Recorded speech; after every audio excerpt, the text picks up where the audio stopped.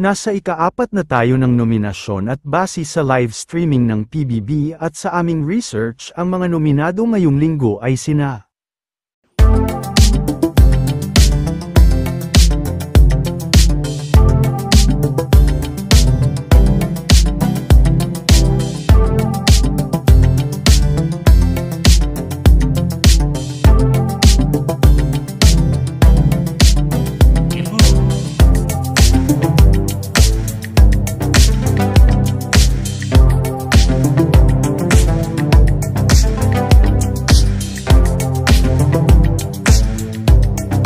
Ang lahat ng mga pangalan ng housemates na aming ibinigay sa inyo ay base lamang sa mga napag-uusapan nila sa live streaming kaya maaring sila ang mga nominado.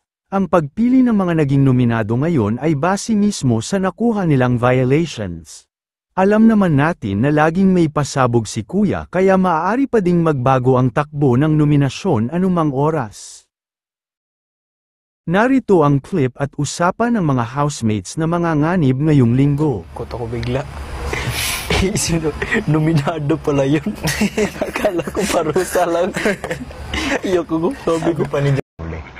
Oh my God, two times defender champion.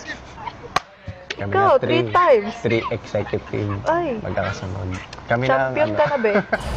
Kulog lang yan, nominado ako. Wala na akong pakialam. Gabi lang to para bukas, enjoy ko na lang lahat-lahat. Ganun lang din ginawa ko nung nanominate ako first. Sino-sino ang nais ninyong iligtas at sino-sino naman ang gusto nyo nang mapalabas sa bahay ni Kuya? For more PBB updates, don't forget to subscribe.